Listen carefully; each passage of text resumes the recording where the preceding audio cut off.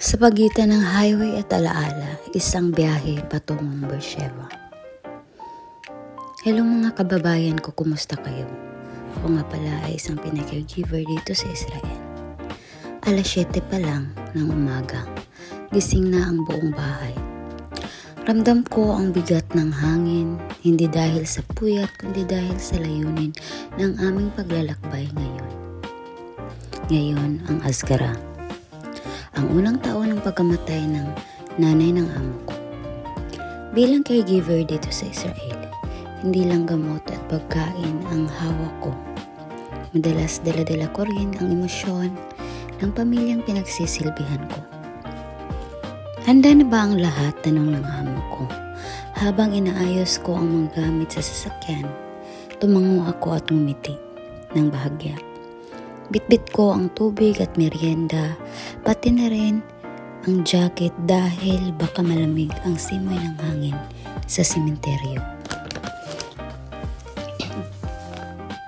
2 oras ang biyahe mula rito patungo sa Beersheba.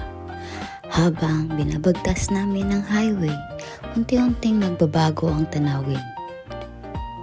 Mula sa lunti ang puno sa sentro, unti-unting lumitaw ang kulay ng desyerto.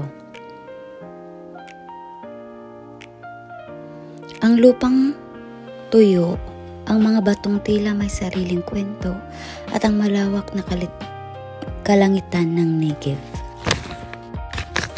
Sa loob ng sasakyan, tahimik kami dahil kumakain din ang alaga ko. Mahilig siya kumain ng kahit anong pagkain tulad ng fita, shawarma sa daan. Alam ko ang iniisip ng amo kong babae. 1 taon na ang lumipas, pero ang pangungulila ay kahapon lang. Hindi din maganda ang kanyang pakiramdam, may sipon at ubo siya.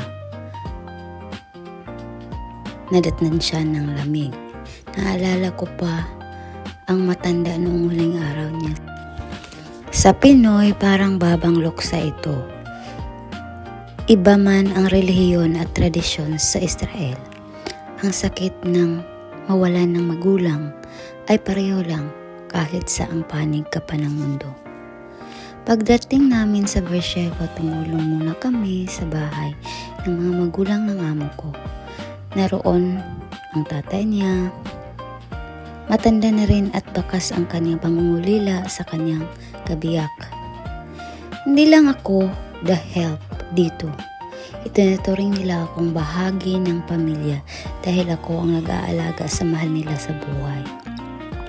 Kumbaga, very hospitable at very welcome kami dito. Pagkatapos ng maikling pahinga, dumiretso na kami sa sementeryo. Dito sa Israel, hindi bulaklak ang inilalagay sa puntod kundi maliliit na bato.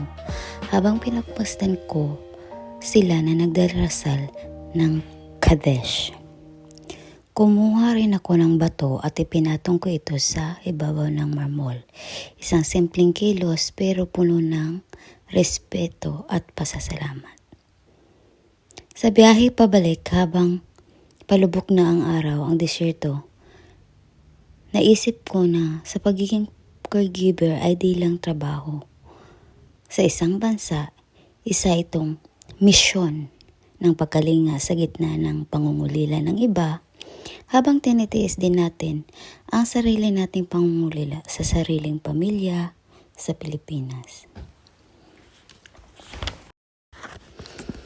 Malayo man ako sa amin sa mga sandaling ito, nahanap ko ang kahulugan ng pamilya sa piling ng mga taong pinaglilingkuran ko dito sa lupang pangako.